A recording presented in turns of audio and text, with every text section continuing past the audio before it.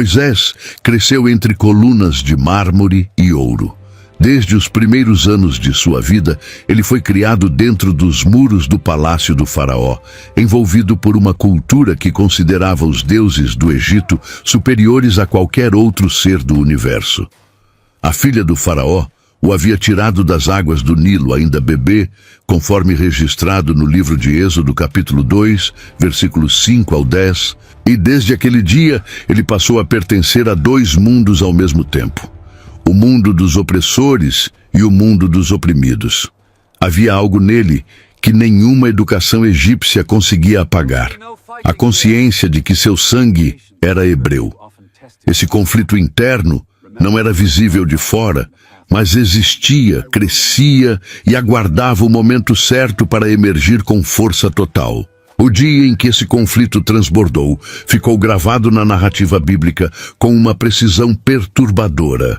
Moisés saiu ao encontro de seus irmãos hebreus, viu um egípcio espancando um deles e, num ato impulsivo que misturava justiça e violência, matou o agressor e enterrou seu corpo na areia. No dia seguinte, ao tentar intervir numa briga entre dois hebreus, descobriu que o que havia feito já era de conhecimento público. O versículo 14 do capítulo 2 do livro de Êxodo registra a resposta fria de um dos hebreus: "Quem te constituiu príncipe e juiz sobre nós? Pensas em matar-me como mataste ao egípcio?" Naquele instante, Moisés compreendeu que não havia mais lugar seguro para ele em lugar nenhum, nem no Egito, nem entre seu próprio povo. A fuga para Midian não foi um plano estratégico. Foi a única saída possível diante de uma sentença de morte já decretada pelo faraó. Moisés cruzou o deserto sem saber para onde exatamente estava indo, carregando consigo apenas a roupa que vestia e o peso de um ato que não poderia ser desfeito. O homem que havia dormido em aposentos reais agora caminhava sob o sol implacável do Sinai sem nenhuma garantia de sobrevivência. Esse momento marca uma das transições mais dramáticas de toda a narrativa bíblica. Um príncipe se tornando um fugitivo, um herdeiro do poder se tornando um homem sem terra, sem nome e sem futuro definido. E é exatamente nesse ponto de ruptura total que Deus começa a trabalhar da maneira mais silenciosa e profunda. Midian ficava a leste do Golfo de Áqaba, numa região árida e quente que hoje corresponde ao noroeste da Arábia Saudita e ao sul de Jordão.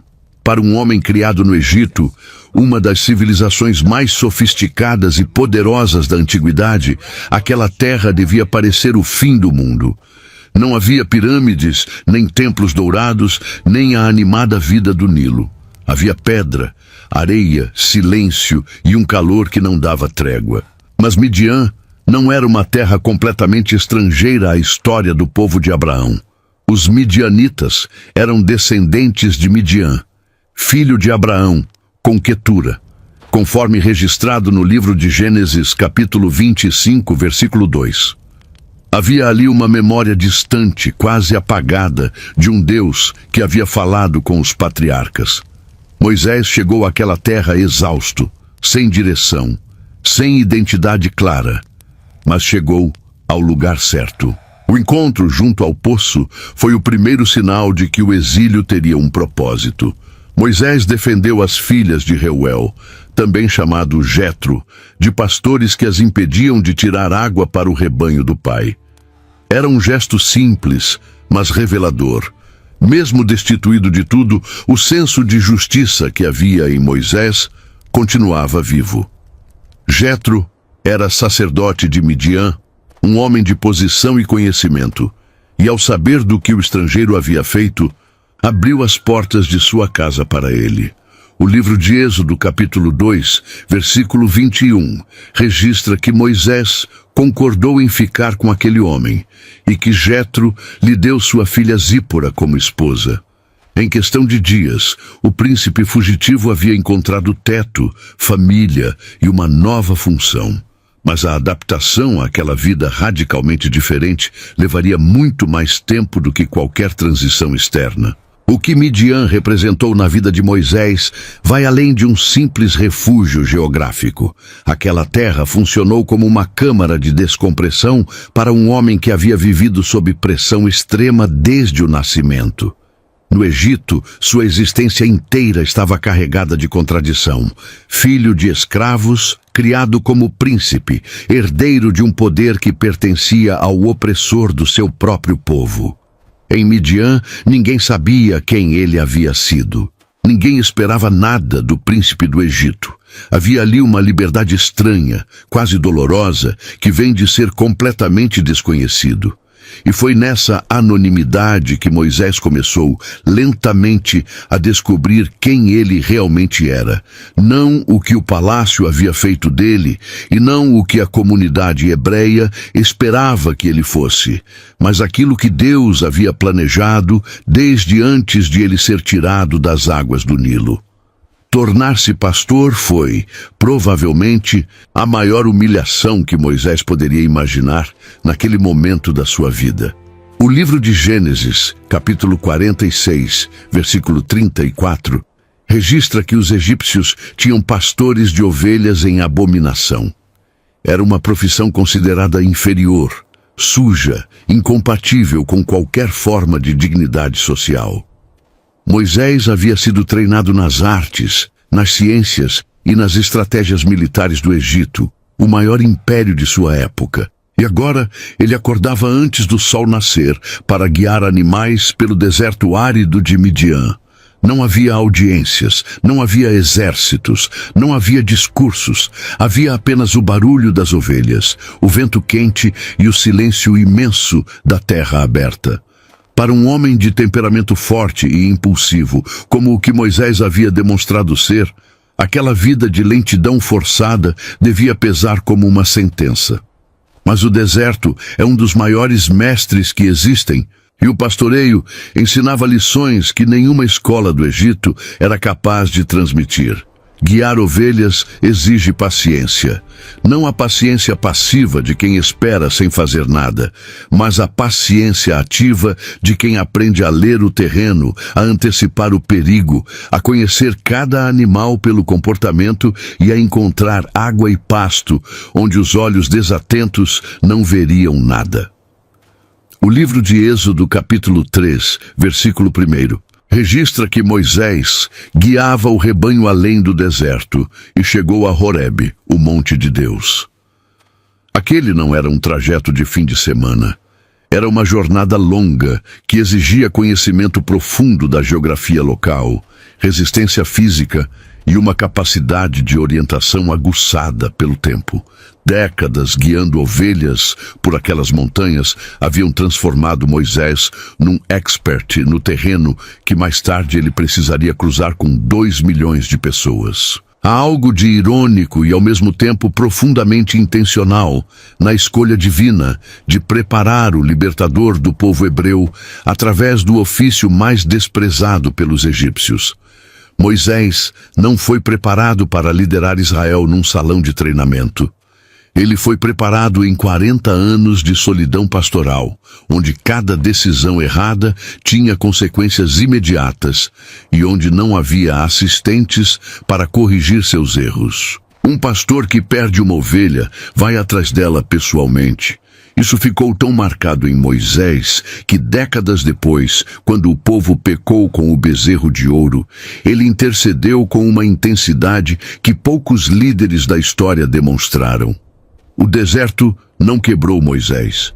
O deserto o refez por dentro, camada por camada, até que o homem impulsivo que havia enterrado um egípcio na areia se tornasse o homem manso descrito em Números capítulo 12, versículo 3, como o mais humilde da face da terra.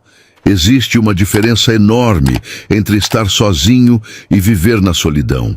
Estar sozinho é uma circunstância passageira. Viver na solidão é uma condição que molda a alma de dentro para fora. Moisés não passou 40 anos no deserto de Midian, cercado de pessoas que o compreendiam ou o admiravam. Ele passou 40 anos num ambiente onde o silêncio era a linguagem predominante, onde os dias se repetiam com uma regularidade quase monótona e onde não havia nenhuma plateia para suas conquistas ou suas falhas.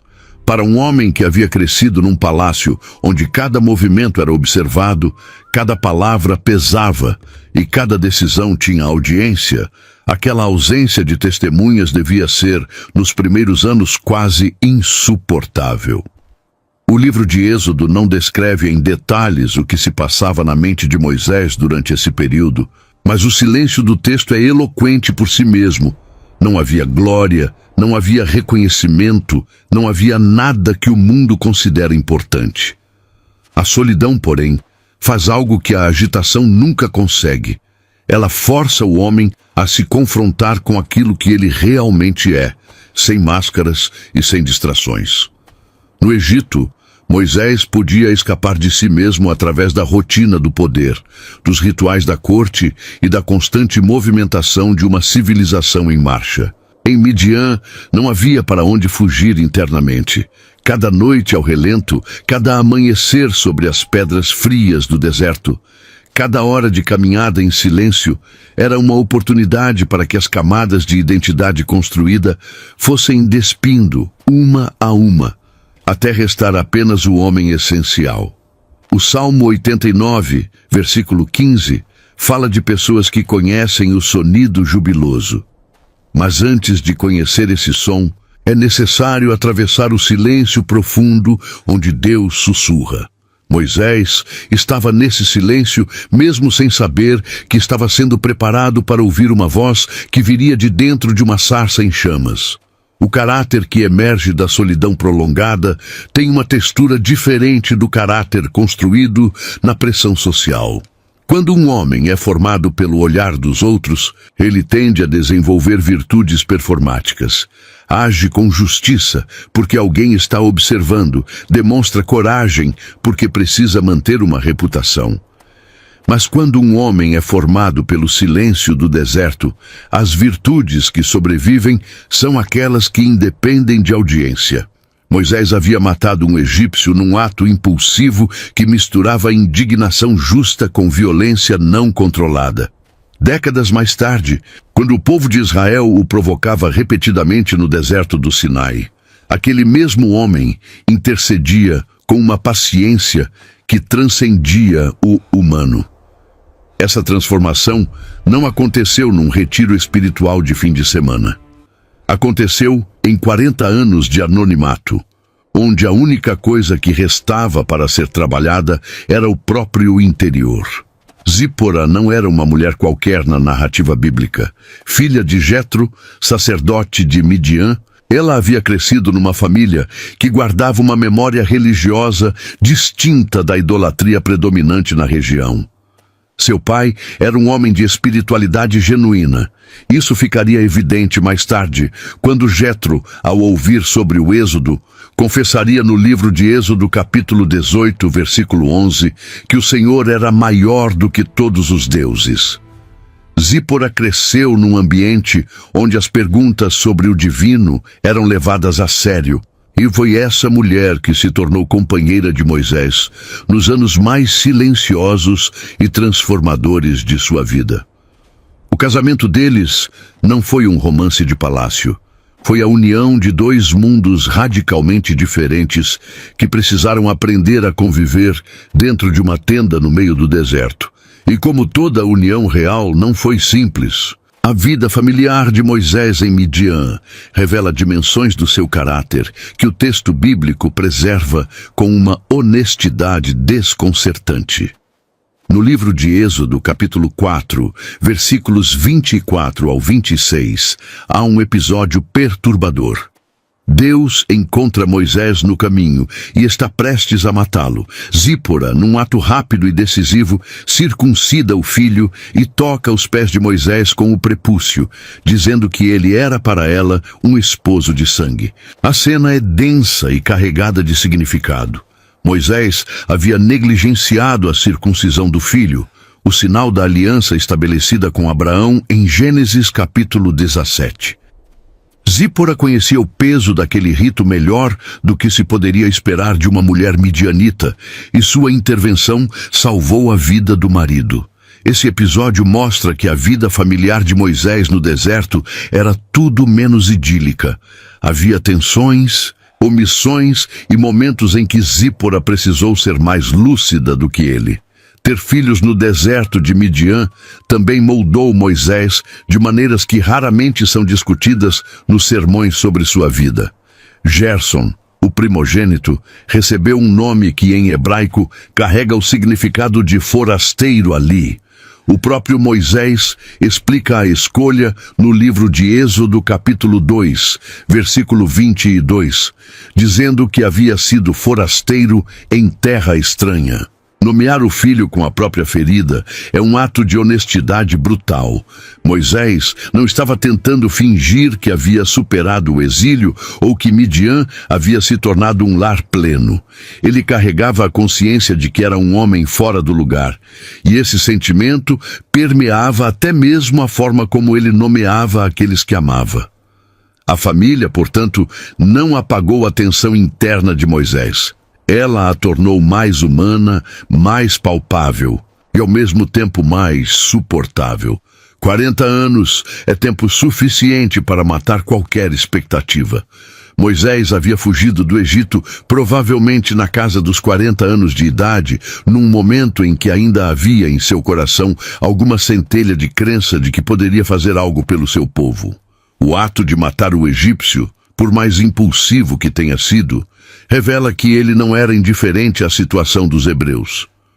O livro de Atos, capítulo 7, versículo 25, numa retrospectiva histórica feita pelo diácono Estevão, registra que Moisés pensava que seus irmãos compreenderiam que Deus lhes daria livramento por sua mão.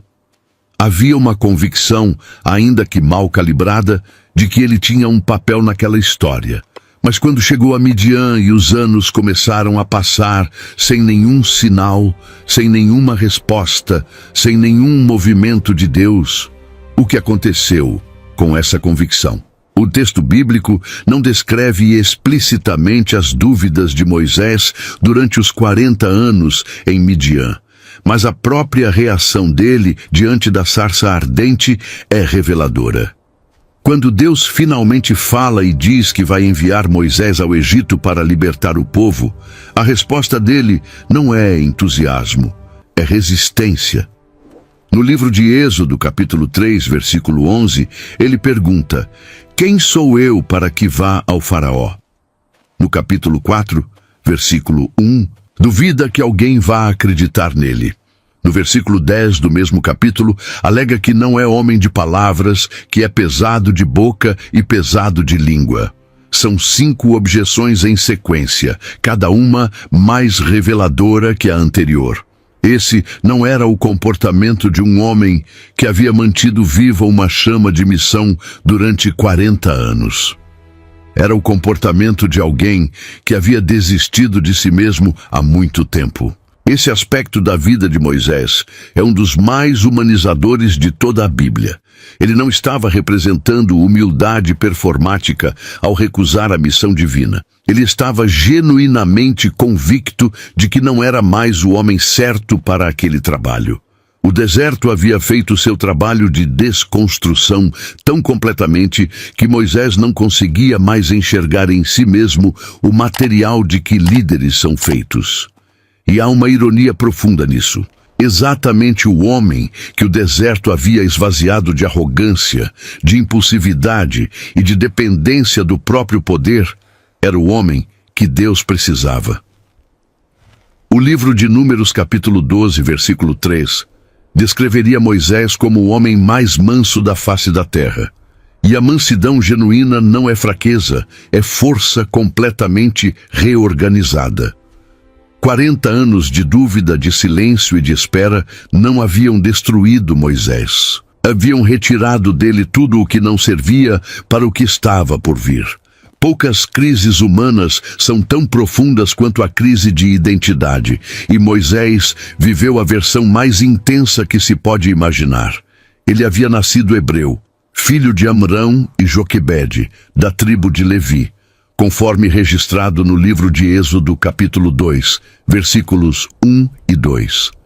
Mas foi criado como egípcio, educado na língua, na cultura, na filosofia e nos costumes do povo que escravizava seus ancestrais. O livro de Atos, capítulo 7, versículo 22, registra que Moisés foi instruído em toda a sabedoria dos egípcios e era poderoso em palavras e obras. Ele conhecia os rituais do templo de Ra, entendia a hierarquia dos deuses egípcios, havia aprendido a arte da guerra e da administração num dos impérios mais sofisticados da história antiga. E, ao mesmo tempo, havia nele um fio invisível que o conectava a um povo que ele conhecia de longe, cujo sofrimento o perturbava profundamente, mas cuja língua, costumes e fé ele mal dominava. Em Midian, essa tensão não desapareceu. Ela mudou de forma. Moisés já não precisava se perguntar se era egípcio ou hebreu, porque naquele contexto ele era simplesmente um forasteiro. O nome que deu ao filho primogênito, Gerson, carregava exatamente esse peso. Forasteiro em terra estranha. Mas o exílio em terra estranha, paradoxalmente, pode ser o ambiente mais propício para que um homem encontre sua identidade verdadeira, porque retira dele todas as etiquetas sociais que o mundo havia colado. Moisés não era mais o príncipe do Egito, não era mais o filho adotivo da filha do faraó, não era mais o hebreu que havia tentado agir como libertador, era apenas um homem, com suas mãos, seu trabalho e suas perguntas sem resposta. E foi nessa condição despida de títulos que ele começou a encontrar algo mais sólido do que qualquer identidade cultural poderia oferecer. A resolução dessa crise de identidade não veio de uma reflexão filosófica ou de uma reconciliação cultural. Veio de um encontro. Quando Deus falou a Moisés diante da sarça ardente, a primeira coisa que disse foi: Eu sou o Deus de teu pai, o Deus de Abraão, o Deus de Isaque e o Deus de Jacó, conforme registrado no livro de Êxodo, capítulo 3, versículo 6. Deus não o chamou pelo seu papel egípcio, nem pelo seu papel hebreu. Chamou-o pela linhagem do pacto, pela história que havia começado com Abraão e que agora chegava até ele. Naquele momento, Moisés recebeu algo que 40 anos de deserto não haviam conseguido dar. Uma identidade que não dependia de nenhuma cultura humana, mas estava ancorada no próprio caráter e propósito de Deus. O homem que havia sido duas coisas ao mesmo tempo, e nenhuma delas completamente, descobriu que havia sido chamado para ser uma terceira coisa, um servo do Deus vivo. O número 40 não aparece por acaso na Bíblia. Sua recorrência é tão consistente e tão carregada de significado que seria impossível tratar como mera coincidência numérica. Noé viveu 40 dias e 40 noites de chuva durante o dilúvio, conforme registrado em Gênesis, capítulo 7, versículo 12. Moisés ficou 40 dias e 40 noites no Monte Sinai, recebendo a lei, conforme Êxodo, capítulo 24, versículo 18. O povo de Israel vagou 40 anos no deserto antes de entrar em Canaã, conforme Números, capítulo 14, versículo 33. Elias caminhou 40 dias e 40 noites até o Monte Horebe em 1 Reis, capítulo 19, versículo 8. Jesus jejuou 40 dias e 40 noites no deserto antes de iniciar seu ministério público, conforme Mateus, capítulo 4, versículo 2. A presença desse número em momentos de preparação, provação e transição é uma das marcas mais reconhecíveis da linguagem simbólica das Escrituras. Na cultura hebraica, o número 40 carregava o sentido de uma geração completa, tempo suficiente para que uma realidade antiga morresse completamente e uma realidade nova pudesse nascer sem as marcas do passado. Quando o povo de Israel vagou 40 anos no deserto, O propósito declarado por Deus era que a geração que havia conhecido a escravidão no Egito não entraria em Canaã. Uma nova geração, nascida na liberdade do deserto, seria a que pisaria na terra prometida. O 40, portanto, não era apenas uma medida de tempo.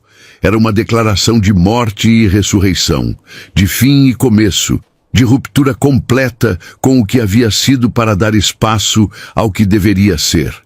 Os 40 anos de Moisés em Midian se encaixam com precisão nesse padrão. O príncipe egípcio precisava morrer completamente para que o libertador de Israel pudesse nascer. Há uma dimensão profunda nessa linguagem que vai além do simbolismo numérico. 40 anos representam o tempo necessário para que uma transformação não seja apenas superficial, mas estrutural. Mudanças rápidas alteram comportamentos.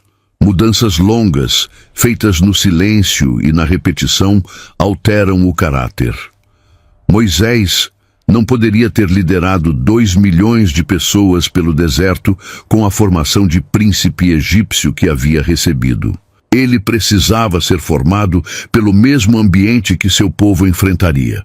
Precisava conhecer a sede, o calor, a desorientação e a dependência radical de Deus que viriam a ser a experiência central do Êxodo.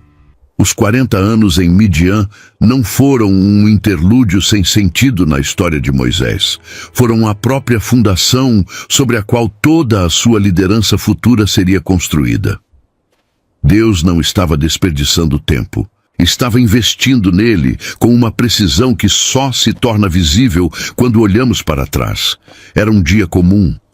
Moisés havia guiado o rebanho de Jetro além do deserto, chegando às proximidades do monte Horeb. Não havia nada no início daquele dia que sugerisse o que estava prestes a acontecer.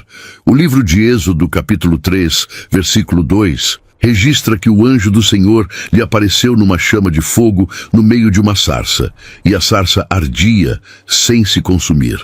A imagem em si já carrega uma mensagem antes mesmo que uma palavra seja pronunciada.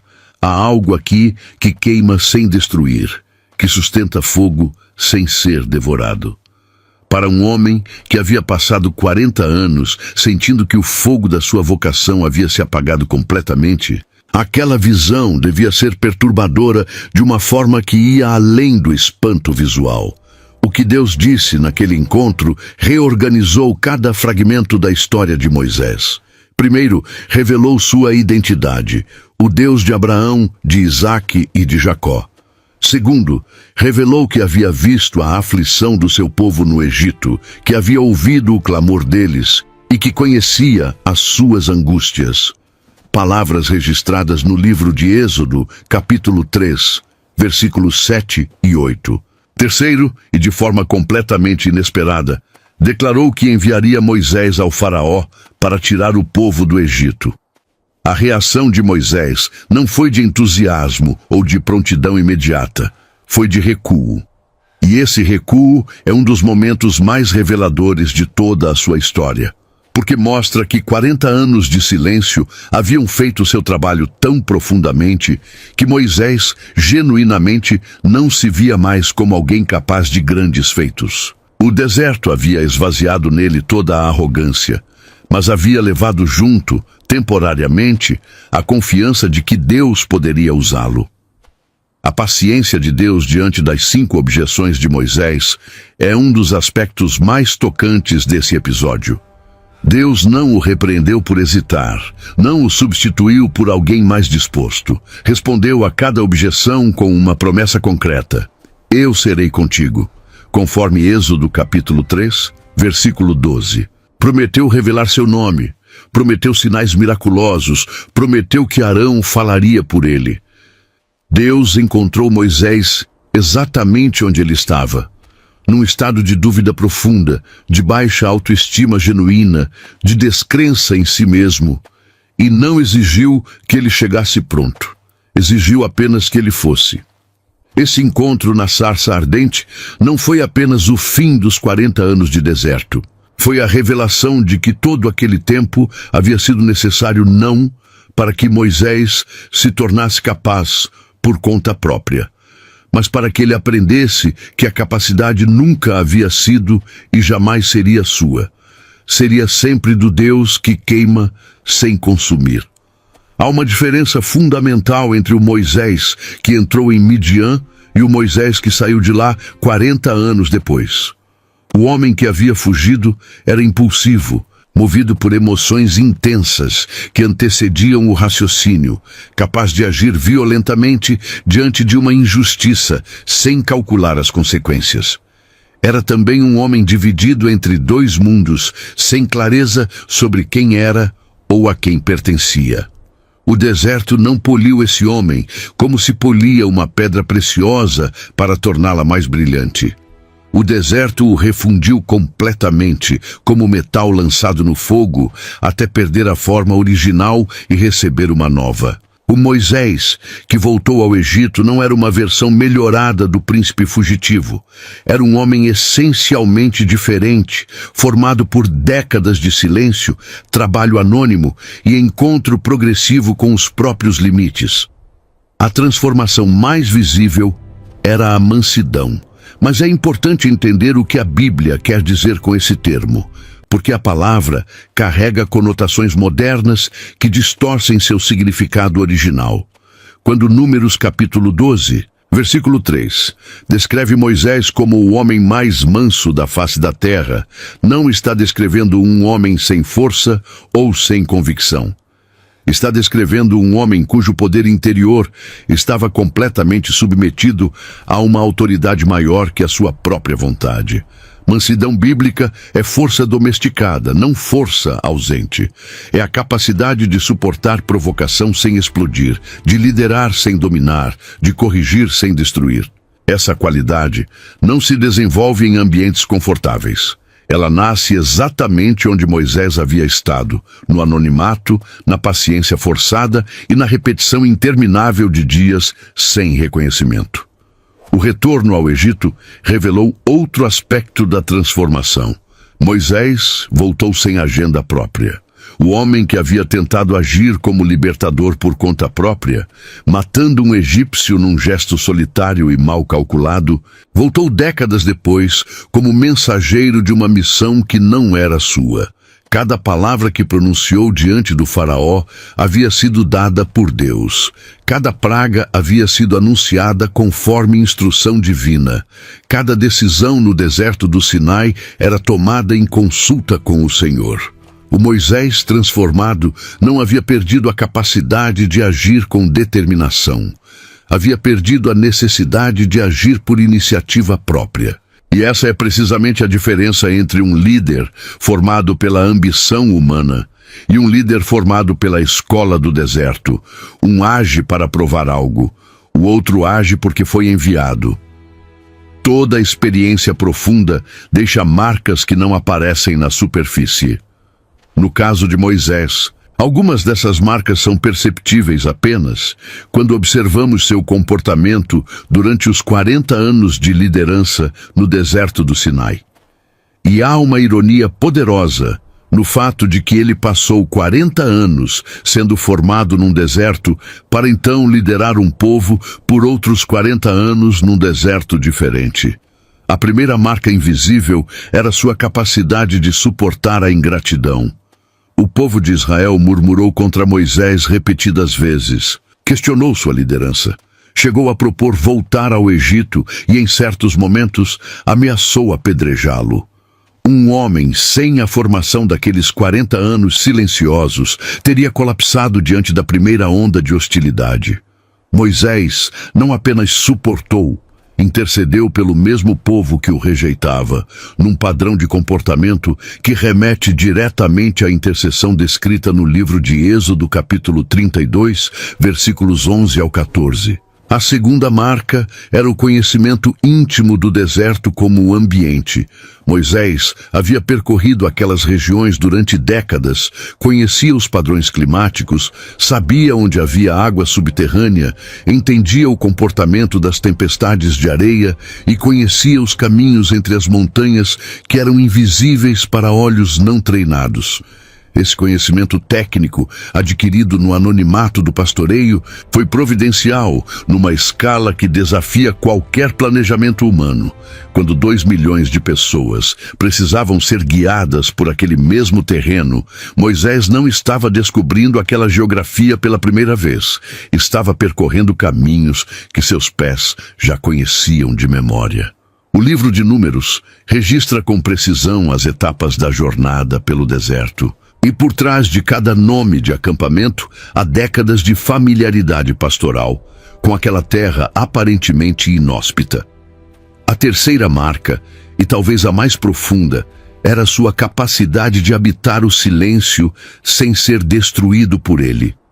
Durante toda a liderança de Israel, houve momentos de silêncio divino, períodos em que as respostas não vinham imediatamente, em que o caminho à frente não estava claro e em que a pressão do povo por respostas era insuportável. O Moisés, que não havia passado pelo deserto de Midian, provavelmente teria cedido a essa pressão, tomado decisões precipitadas para preencher o vazio ou perdido a fé diante da demora. O Moisés, que havia sido formado em 40 anos de silêncio, sabia que o silêncio de Deus não é abandono, é espaço de formação. Ele havia aprendido isso não como doutrina teológica, mas como experiência vivida, inscrita nos ossos por décadas de espera no deserto de Midian. A história de Moisés no deserto não é apenas uma narrativa sobre um homem do 2º milênio antes de Cristo. É um espelho colocado diante de qualquer pessoa que já se sentiu esquecida, mal posicionada, desperdiçada num lugar onde seus talentos pareciam não servir para nada.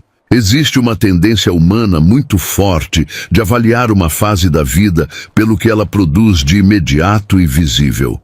Se não há resultados externos, se não há avanço perceptível, se os dias se repetem sem marcos de progresso, a conclusão natural é que aquele período está sendo desperdiçado.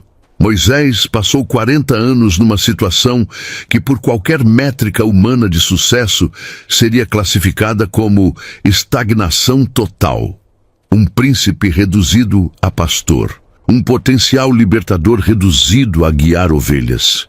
E, no entanto, não havia um único dia daqueles 40 anos que não estivesse sendo usado para construir algo que o olho humano ainda não conseguia ver. O primeiro ensinamento é que os períodos de preparação são tão sagrados quanto os períodos de ação. A cultura contemporânea supervaloriza a visibilidade, a produção constante e o movimento acelerado. Há uma pressão enorme para que as pessoas estejam sempre fazendo, sempre avançando, sempre entregando resultados mensuráveis.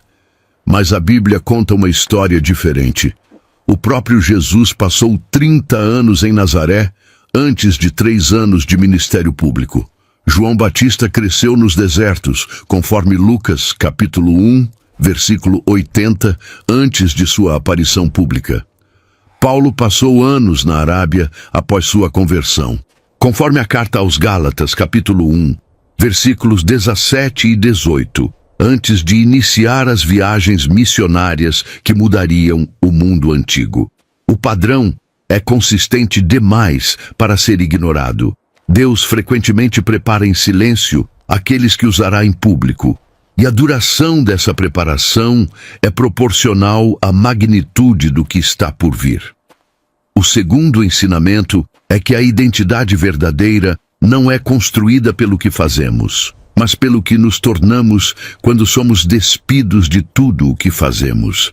Moisés foi despido do título de príncipe, da proteção do palácio, da admiração dos egípcios e da expectativa dos hebreus. O que restou, depois de 40 anos, foi um homem que conhecia seus próprios limites com uma clareza que o tornava completamente dependente de Deus. E essa dependência era exatamente o que o tornava extraordinariamente capaz. O livro de 2 Coríntios, capítulo 12, versículo 10, registra Paulo dizendo que quando era fraco, então era forte. Essa paradoxo não é uma figura de linguagem piedosa.